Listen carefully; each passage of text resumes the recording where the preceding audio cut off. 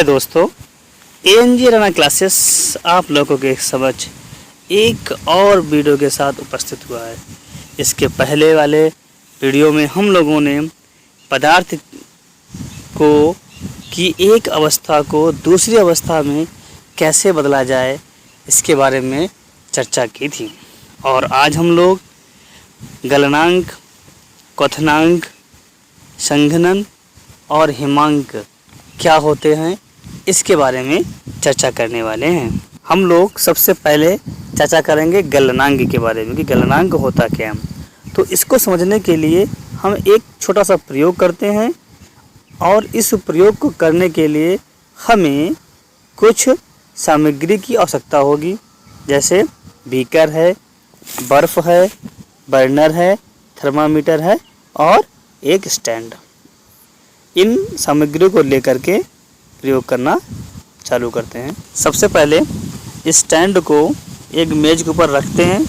रखने के बाद क्या करेंगे, हम उसमें पहले बर्नर को रखेंगे और इसके ऊपर एक छोटा सा स्टैंड रखेंगे और उस छोटे से स्टैंड के ऊपर बीकर रखेंगे और बीकर के अंदर बर्फ़ के कुछ टुकड़े डाल देते हैं और अब स्टैंड के सहायता से उस बर्फ़ के टुकड़ों को छूता हुआ एक लगाएंगे क्या, थर्मामीटर।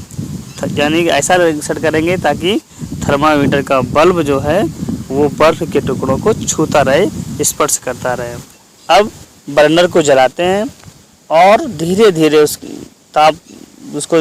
ताप बढ़ाते हैं और देखते हैं, जो थर्मामीटर का पाठ्यांक पर ध्यान नज़र रखते हैं। हम लोग देखते हैं कि 0 डिग्री सेंटीग्रेड पर बर्फ़ का पिघलना प्रारंभ हो जाता है। ताप को धीरे धीरे बढ़ाते जाते हैं।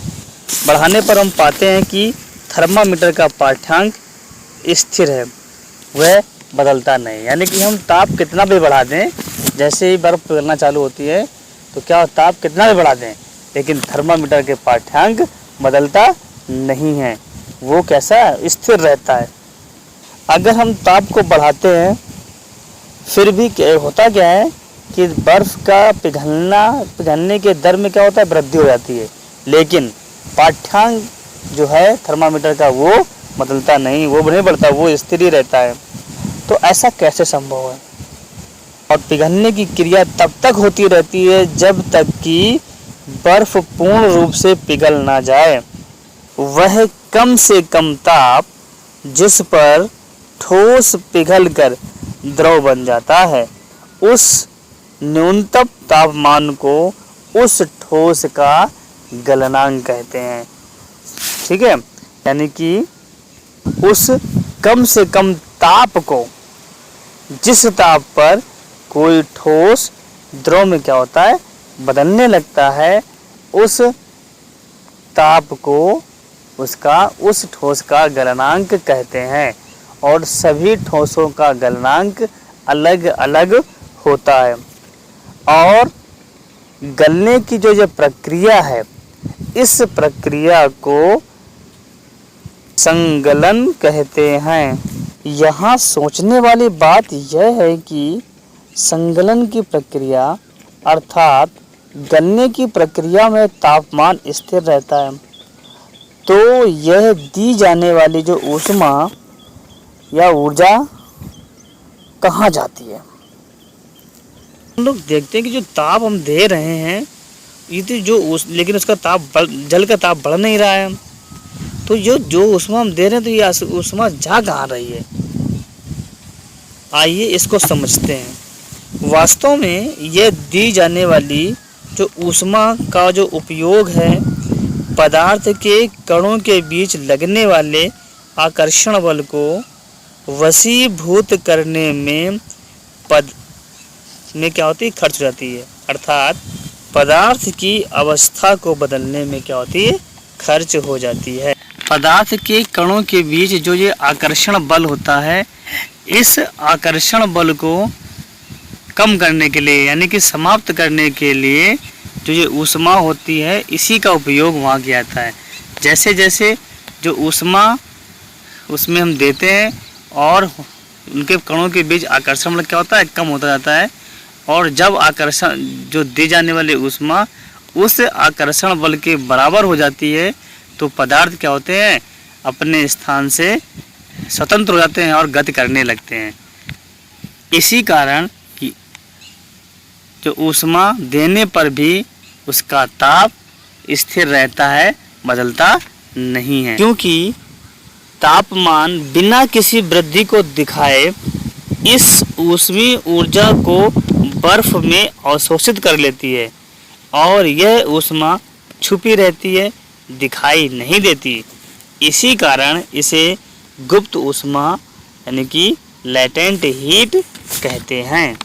वायुमंडलीय दाब पर 1 किलोग्राम ठोस को उसके गलनांक पर द्रव में बदलने के लिए जितनी ऊष्मीय ऊर्जा की आवश्यकता होती है उसे संगलन की गुप्त ऊष्मा या प्रसुप्त ऊष्मा कहते हैं। अगला है क्वथनांक।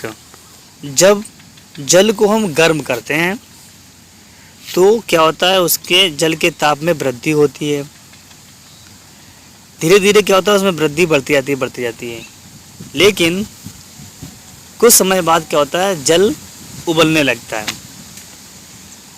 जैसे ही जल उबलने लगता है, अब हम ध्यान से देखते हैं पाठ्यांक को, तो हम कितना भी ऊष्मा अधिक बढ़ा दें, लेकिन अब क्या होगा, उबलने पर जो थर्मामीटर का जो पाठ्यांक है वो स्थिर हो जाता है, यानी उसके ताप में वृद्धि नहीं होती है, बल्कि जो जल के अणु हैं वो वाष्प के रूप में वाष्पित होने लगते हैं। जल को ऊष्मीय ऊर्जा देते हैं तो कण अधिक तेजी से गति करने लगते हैं।